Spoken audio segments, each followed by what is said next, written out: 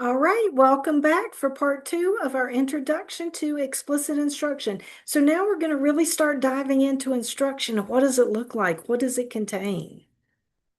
So since we're talking about explicit instruction, I'm going to go ahead and show you what the opening of explicit instruction would look like. And this is only one of the phases of explicit instruction. And every lesson that you teach will have an opening. And so the first thing you want to do is you want to get students' attention. So you're going to use what's called an attention getter. And throughout the semester, I'm going to share a number of different attention getters with you. But what you want to make sure that you do is that you explicitly teach that attention getter before you expect students to perform it on their own. And so what you're going to do is the first thing you're going to do is you are going to model the attention getter. After you model what it looks like, then you and the students are going to do it together. You're going to guide them and you're going to practice together. And once you see that they've got it, then they are going to practice independently. And so this is one attention getter. It would look like this. You as the teacher would say, 1, 2, 3, all eyes on me. Students would say back to you in a choral response, 1, 2, eyes on you. And as your students are saying 1, 2, eyes on you, you are scanning your class to make sure that everyone is focused and that they are ready to learn. So you can say, oh, I can see Sally is ready. Oh, I can see Devante is ready. But there may be a time where you say, oh, no, but Jeb is not ready. And so in that case, what do you do? What do you do if you have a student or students who are not ready to learn or not focused after you do your attention getter? Then you might repeat it. You might say, okay, everybody, let's do it one more time. 1, 2, 3, all eyes on me. And then your students are going to repeat it back to you. And then again, you're going to watch to see if everybody is prepared and ready to learn. Now, what you want to make sure that you're doing, though, this should come from your ABA class, is you want to make sure that you are reinforcing students, that you're providing that behavior specific reinforcement. So it may be that you see that their eyes are on you. Oh my goodness, I love the way the students on this side of the class are paying attention. That is also another way to get students who are not engaged, or to start reinforcing students who are engaging the appropriate behavior.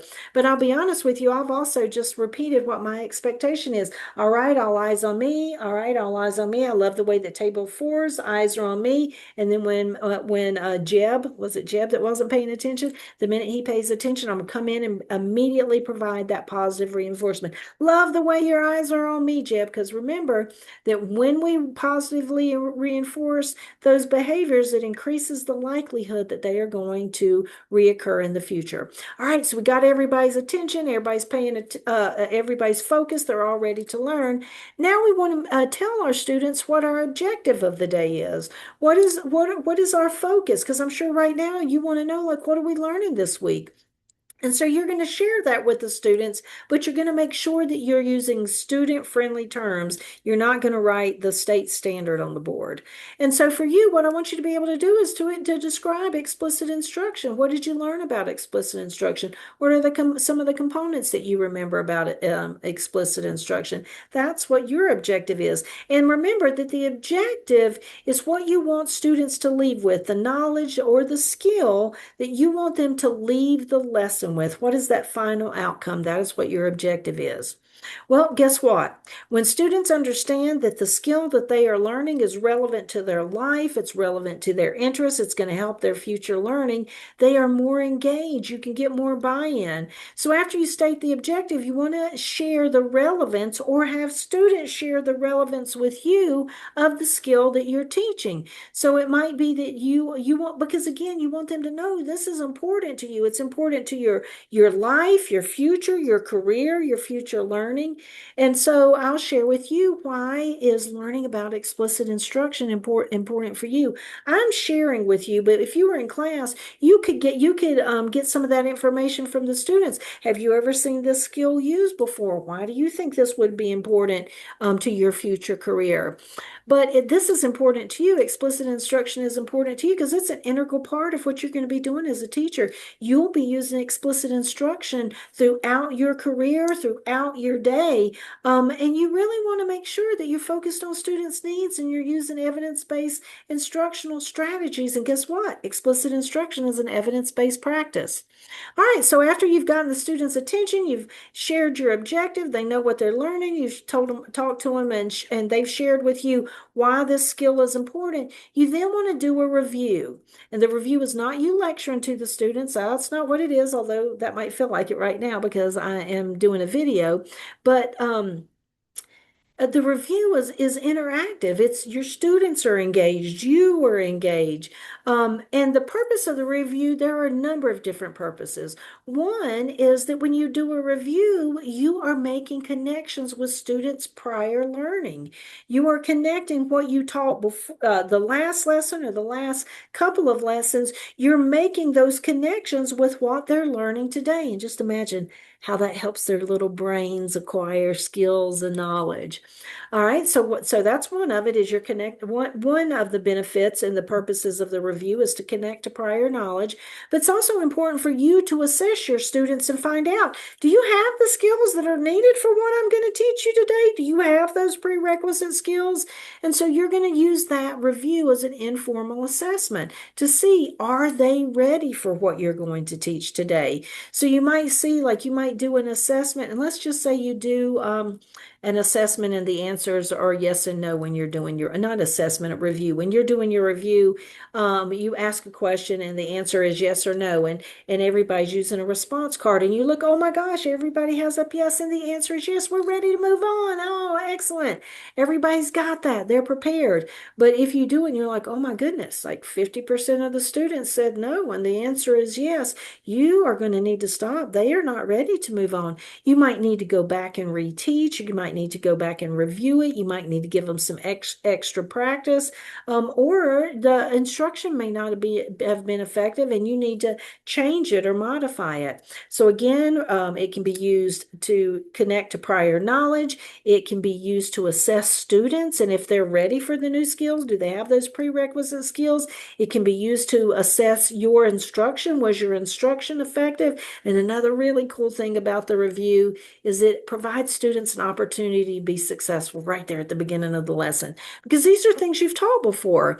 And so you can provide students with success before they then move into something that's new or that they've never learned before. So review, interactive, super important. After you do the review, then you're going to do a preview. Don't you want to know what we're going to be doing this week? Well, your students want to know what they're going to be doing. So this week, what you're going to be doing, you're going to be learning about the foundations of instruction. And specifically, you're going to learn about different components of explicit instruction. And one of the things that you're going to be doing in class is that you are going to be working with a partner to identify the components of an explicit instruction lesson plan. So I'm going to give you a lesson plan and you all are going to go through it together. So that just kind of gives you an idea. But if I were doing a preview, I'd give you a little bit more information. Remember, I'm just kind of giving you a general idea of what an opening would look like. Now, this is specific to us and our university, so this is not part of explicit instruction, but I also want to let you know why this is important to you. And I know that at the end of the semester, you have to complete a self-evaluation on the IDEA goals. And so I want to let you know how this connects to those IDEA goals. And so what you're going to be working on now is gaining a basic understanding of the subject. I just want you to have a basic understanding. So set your expectation at that. I'm not expecting you to walk away with a depth of knowledge. Not only that, you are in the developing stage. You're starting to develop specific skills and competencies that are needed in the profession of teaching. So that's how today's lesson addresses those IDEA goals. All right, number one, this is the first question that you'll respond to in your participation document. So you're going to number it number one, then you're going to write the question, what makes instruction effective, move to the next line and just make a list of your thoughts. What has worked for you in the past? What was effective about something when you've possibly taught someone? Or think about your past teachers or your professors. What makes their instruction effective? So make sure you put this in a Word document, not a PDF, and then every week before class, you're going to submit this. Okay, so go ahead and stop the video, write your response. It's just a quick write, just a brainstorm, and then come back and we'll start talking about effective instruction in special education. All right, welcome back. So let's talk about this says correct assumptions about effective instruction in special education, but really these are just truths. And one of the truths about effective instruction in special education is that it's instructionally based. So what does that mean it's instructionally based? Well, guess what? You will be providing specially designed instruction. And hear that again because that is a term that is specific to our profession, specially designed instruction. And what does that mean? Well, you're not instructing in the same way that the general education teacher was. If that instruction was effective, our students wouldn't need us, right? But since that instruction was not effective, we're going to provide especially designed instruction, which is why we are instructionally based. And so that instruction is designed to address barriers. So it is designed to prevent barriers so they're never there, to reduce barriers. These barriers are there and we can't get rid of them, but can we reduce the impact of those barriers? Or to remove barriers. So these barriers are there and we want to get rid of them. And so we want to prevent, reduce, and remove barriers to accessing education, to learning, and to participating in education. Not only that, students with disabilities have a right to effective instruction just like anybody else. So if that general education instruction was not effective, we're going to provide specially designed instruction because that's what's going to be effective for our students. So, if you are an effective educator, when you are an effective educators design, implement, and evaluate instruction. So, it's easy to think about that you're going to intentionally design your instruction. Obviously, you're going to implement instruction. But if there's something that a teacher is going to leave out, in my experience, it's going to be evaluating their own instruction. So, we're not going to look at a student and say, oh, he's not trying, or he's never going to get this, or he's just trying to control the situation. What we're going to do is we're going to evaluate our own instruction. And if something is not working, if a student is not making progress, not going to blame the student. We're going to say, hey, I need to look at my instruction and change it or modify it, replace it. But we're also going to evaluate our instruction and say, oh my gosh, look at this. Everybody got it. That instruction works. So you can evaluate it in a number of different ways and from a number of different perspectives.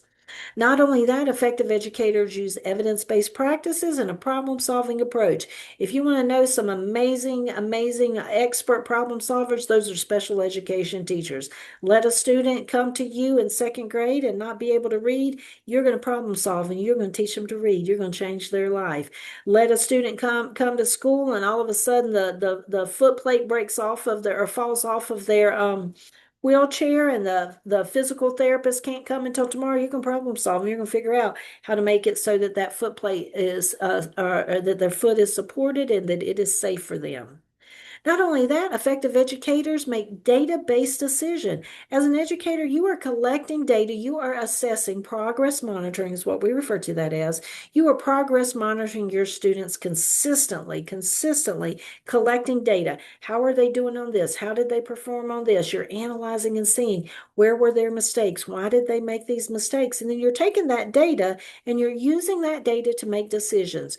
You're making decisions about what you're going to teach, when you're going to teach, the materials you're going to use, the instructional strategies you're going to use, all of that stuff, supports you're going to provide are all based on the data that you collect consistently from your students. And then not only that, but effective instruction or in fact, effective instructors intentionally design their assessments and their instruction, and those two align. So, for example, I'm going to give you an example of misalignment. I had a student who was teaching a standard related to force and motion. And so her instruction was based on teaching students with complex support needs what a force was. And a force is a push or a pull. That is what she was teaching. But then when it came along and it was time to do the assessment, she was assessing on the speed, how force affects the speed. speed. So her assessment turned into fast and slow since she was, again, working with students with complex support needs. And there was a misalignment between her instruction and her assessment. And her assessment would never tell her if the students had mastered the content that she was teaching. So they have to be aligned. So her assessment had to be about push and pull, and those being related to force. There are also some faulty beliefs about special education, and one of them is that your primary goal is to build students' self-esteem. Please don't ever write that as a response to anything in my class, because your primary goal is not to improve students' self-esteem. Your primary goal is to provide effective, evidence-based instruction, because guess what happens when you provide effective and evidence-based instruction? Your students are successful. Your students learn and they are successful. And that success is what builds that self-esteem. So if we want to build self-esteem, let's provide students with really solid instruction so they learn, and that is going to improve their self-esteem.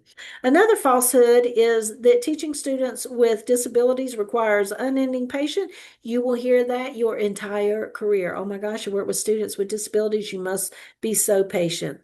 Well, guess what? That is not what it requires. What it requires is that you be persistent. We are not giving up on students. I'm going to be persistent, and I'm going to identify the instructional strategy materials or supports that support you in learning these skills or this content.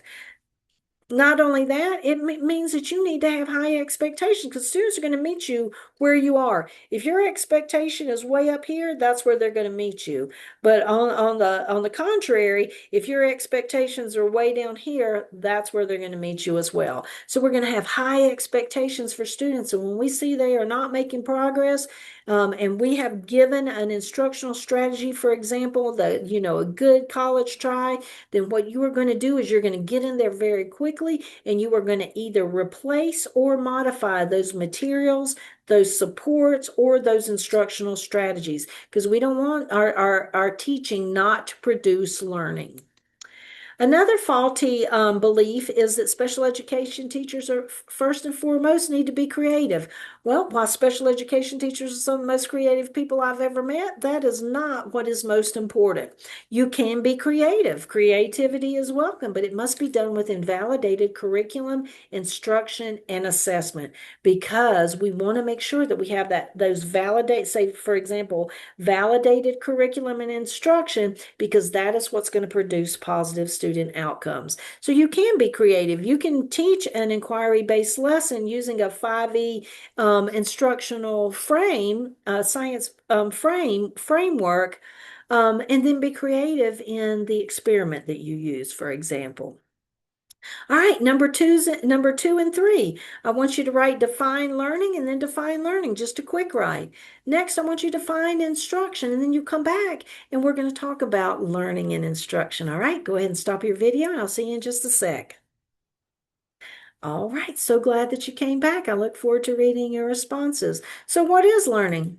It's a change in behavior. That's all it is. Learning is a change in behavior. You came to my kindergarten class, you couldn't count to 10. I taught you how to count to 10, and now you can. You can count to 10. Learning has occurred because there has been a change in behavior. You came into class and you would just call out. You would call out constantly, and now you raise your hand and you wait to be called on. Change in behavior. Learning has occurred. So what is instruction? Well, there are different components to instruction, and one of them is that instruction is a set of planned procedures. You're not only going to plan your activities, you're going to plan the procedures that you're going to use throughout your lesson. Not only that, your instruction is going to be designed so that it produces a change in behavior. You are designing instruction for learning, right? That makes complete sense. And then finally, your instruction is geared towards a specific objective, and that is what you want the student to learn. So it is a set of planned procedures. It is targeted or focused on changing a behavior, and you are going to focus all of your instruction based on what that change of behavior is.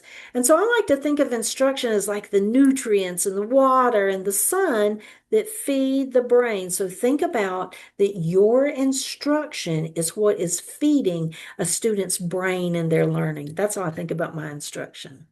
All right, let's do a quick self-assessment and see do a check of your understanding. How do you feel? You feel like thumbs up, man, I feel great. Yeah, I got all this. Thumb to the side, if you're right here, this is where I expect a lot of you to be, and it's okay.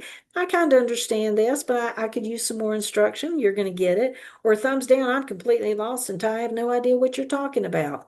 What I want to make sure that you do, though, is if you're here, please make sure you write your questions at the end of your participation document, and feel free to reach out to me, okay? So let me say this so that you know again, I'm happy to work to meet with you whenever my schedule allows. That can be in the evening, it can be early in the morning, it can be in the week on the weekend, and I have lots of flexibility throughout my day. So if you need to meet to review anything, let me know. But what I want everybody to do is the last thing you're going to have on every participation document, every single one, is I want you to put the word questions, and then underneath, I want you to list any questions that you have come up with throughout the videos, because what we're going to do is the UTF and I are going to review them, and then I'm going to address your questions during our synchronous sessions.